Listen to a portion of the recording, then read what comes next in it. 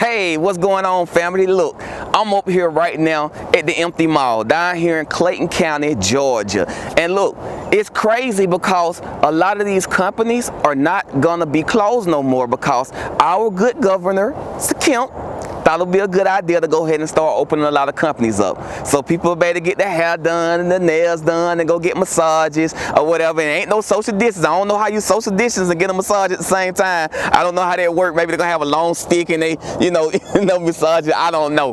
But I'm gonna be talking about, my thoughts on, opening things up so soon when the federal government is actually telling us to, hey, wait 14 days of drop, let things drop down 14 days consistently and then start opening up. Here in Georgia, we think we know better and we're opening up otherwise. So we're gonna be talking about the pros and cons of opening up Georgia so soon because we're open today, baby, for business.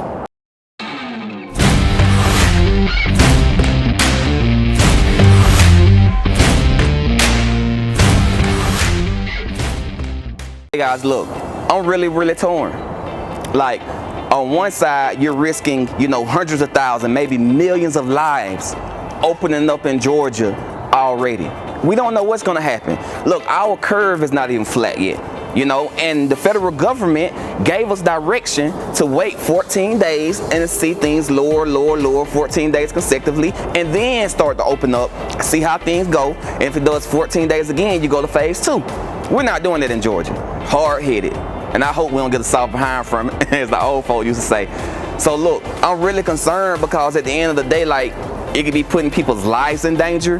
And Kemp say, I'm gonna give Kemp the benefit of the doubt. He said, well, I'll let you hear from him himself. This is just not handing them the keys back to go back to where we were. This is a measured approach with a lot of different requirements and guidance that we're gonna be putting out.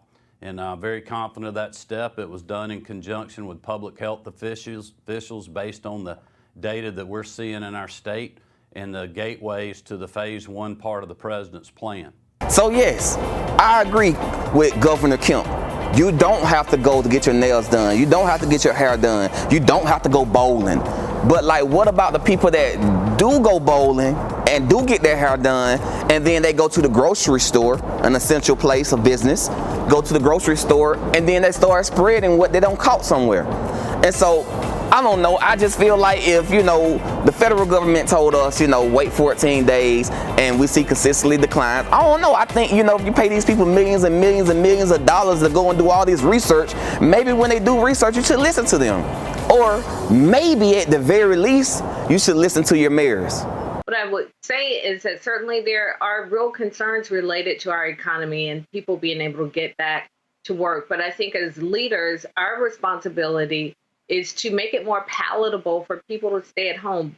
Make sure that people are getting money in their pockets. Make sure we're doing things like we're doing in Atlanta, making it easy for people to get small business loans, staying evictions, suspending water bill payments, things like that, that will make it easier for people to stay at home. But when I look at our city, and I know that we have some of the highest asthma rates in the country, I know that beauty shops and barber shops on every corner in the African American community, I know that this is going to be deadly for many in our community. And what I've said is I hope that the governor is right and I'm wrong.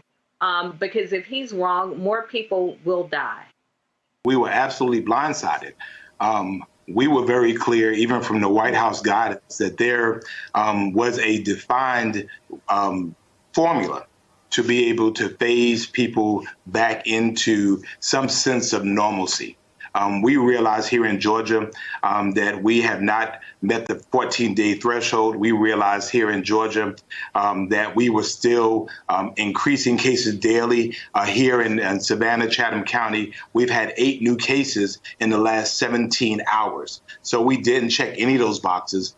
Certainly, we were not prepared for this. And I think it's just a very, very dangerous decision that affects the lives of people that I'm swore to serve. So after hearing that, it kind of bothers me that a leader doesn't speak to the other leaders about what's best for this state. Now, I'm a Georgia boy born and bred, love it. But at the end of the day, there are some things that we need to get right. And so to put people's lives in danger in order to keep the economy stimulated, I don't know, it's a catch-22, because on one end you look at it like, hey, we can go ahead and start things back up so these small businesses won't go out of business. Also, we can go ahead and start things back up so we won't have to pay unemployment no more, and so we can save some money on the governmental level. Also, we can start things up to allow these different companies or whatever to hire their people back. And so I see the good in it. But then I also see the catch-22, the flip side of it. By starting these companies back up, what if these people die? So on one end you got what if they go out of business, on the other end you got what if they die. And so I don't know how you reckon that. And that's a hard decision. That's a decision I don't necessarily want to have to make or whatever. So I'm not going to put the man down for making it, and I'm not going to put him up for making it. All I know is that's a very, very hard decision. And when you have people at the federal level that's been paid millions of dollars to come up with an idea to safely open this thing back up, and you don't do it, I got to ask where you get your information from. Where? Because if the government is saying don't do it, and you at the state level saying, hey, we're gonna do it anyway, I don't know. And so, you know, I'm trying my best or whatever to kind of see the good in all of this, because it's a lot of bad. A lot of people have been hurt. A lot of people are losing their companies. A lot of people are going out of business. Pork processing plant for Tyson, which is one of the largest food companies across America. They are now closing down their Waterloo, Iowa pork processing plant. So I see that, and I don't want that to happen. I mean, one of my jobs is actually business coaching. I actually help small businesses grow. I help them get to where they want to be. And so I help a lot of companies, like one of the companies right now, like all of the companies right now that I coach are doing well. They have made some cutbacks, but for the most part, they are doing well, and they're not affected by this whole thing. So with the trucking industry, y'all know the trucking industry still booming. Personal care home, people still need to be cared for. Nursing agency, people still need to be, nursed back to health. And so, like, there are different industries that are not being touched by, but there's other industries like maybe the lawn care industry, the nail salons and the massage parlors that are very, very, very much in need of opening back up again. So I can see why this decision could be made, but again, are lives valued more than money or no? So let's go over some of the numbers. Now, I was looking at the numbers, and basically, about 1% or so people are dying that actually get this disease. So when you look at that, just say they open the whole country up.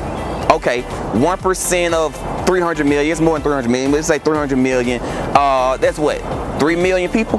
So you're risking 3 million lives. Now, if all these people were to be getting sick at the same time, we already know that number, that 1%, is more so based on like people actually getting medical treatment and actually having the ventilators and everything being provided for them. So let's just say that now the hospitals are way overcrowded, there's not enough room. Let's say that number go up to 3%. Now you're looking at 9 million people that you're risking their lives that could possibly die from this disease. 9 people dying, not getting it, dying. So that's 3 to 9 million people lives at risk right now. And so on the other end, you're looking at like unemployment, right?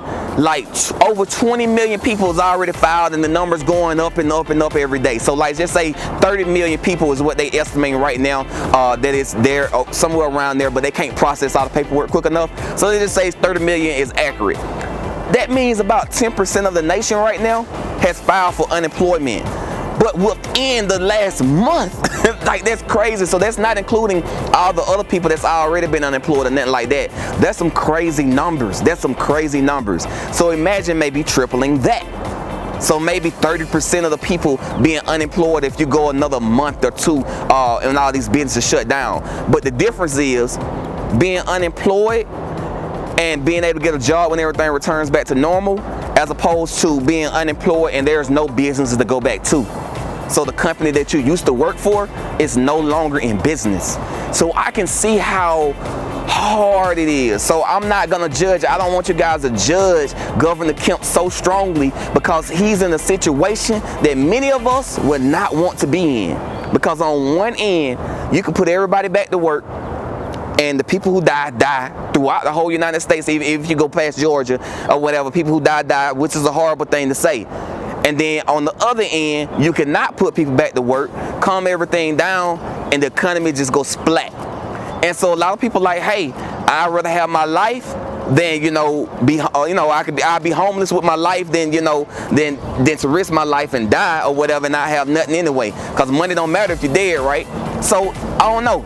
It's a lot there, but you can think about the crime rates going up. You can think about, you know, different people being homeless. You can think about different, you know, people having to do things that they never thought they would do to try to make ends meet, to make a living or whatever. You can think about taxes going up like extremely high, like just living a horrible quality of life. All these businesses that you've been riding by, just done. No more nail salons, no more hair salon places or whatever, which don't matter that much when you think about your life. So all I'm saying is, give Governor Kemp a little slack. I'm not saying what he's doing, what his decisions are, I agree with, but I can't understand the logic in it. But I just hope that if he see these cases rising and it's getting out of control, please shut it back down. And so for all you business owners out there that are opening up your hair salons and your barbershops and your nail salons and your massage parlors and just different places that have been allowed to open, bowling alleys, please, like, you know, decontaminate things, right? You know, get your Lysol, get your spray. You know, if y'all can have some masks to give out, please give them out. Just do the best you can to keep the people safe. It's nothing we can do about the choices or whatever that you make or that the government make or whatever, but we can all, you know, help each other in remaining safe. So still, you know, employ the social distancing, don't get too relaxed, and allow things just to calm down, because at the end of the day, no money is worth a life. So guys, I'm out here, empty parking lot. By the time you see this, a lot of parking lots around Georgia are not gonna be empty any longer, and Monday even more. So movie theaters, bowling alleys, all these different things being opened back up. So I just want you guys to be safe. Just be safe. Do what you got to do to feed your family, I understand, but just be safe and keep others safe as well. And I want the best for you guys. Look, if y'all haven't already, click subscribe. I'll be doing more videos talking about how, you know, COVID-19 has actually affected my company and different things I worked on that I have not shared with you all. But I will be opening up a lot more to let you know what's going on. So stay tuned. I love you guys, and remember, you're awesome.